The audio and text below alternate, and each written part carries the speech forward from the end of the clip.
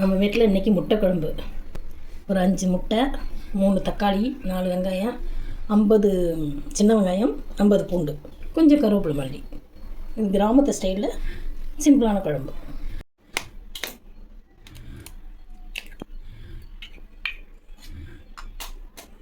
கொஞ்சம் உப்பு, கொஞ்சம் மஞ்சத்தூள். செய்யும்போது பார்க்கலாம்.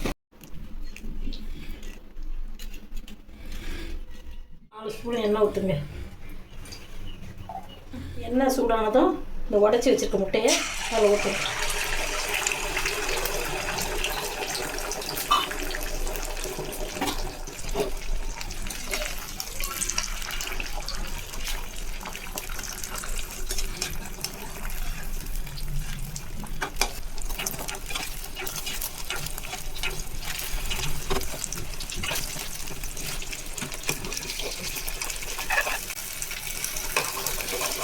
முட்டை குழம்புக்கு வெங்காயம் தக்காளி வதக்கிறதுக்கு எண்ணெய் தேவையான அளவு ஊற்றிக்கிங்க.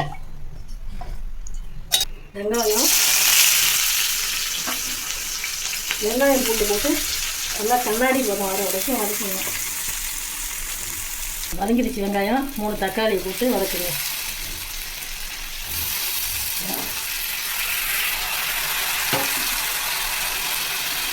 நல்லா வதங்கிடுச்சு. ஒரு 1/2 லிட்டர் தண்ணி ஊற்றணும். தண்ணி கொதி வந்துடுச்சு.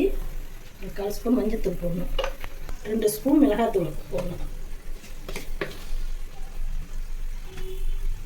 தேவையான அளவு உப்பு. குழம்பு கொதிச்சிருச்சு. முட்டையை போடலாம்.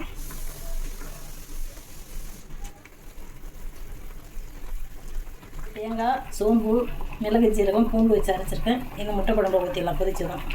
இதை ஊற்றிட்டு கருவேப்பிலை மல்லி தூவி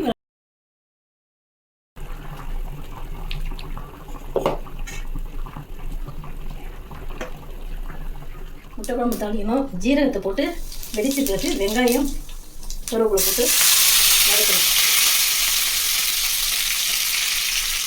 வதக்கினா வந்து அதை கொட்டி ஒரு 5 நிமிஷம் கொதிக்க வச்சு இறக்கணும். அவ்வளோதான், முட்டை குழம்பு ரெடி.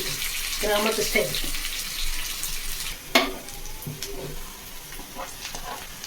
வதங்கிடுச்சு. இதை கொட்டிடலாம். ஒரு 5 நிமிஷம் கொதிக்க வச்சு இறக்கணும். முட்டை குழம்புக்கு உருளைக்கிழங்கு வறுவல் வச்சு லஞ்சு முடிச்சாச்சு. வாங்க சாப்பிட்லாம்.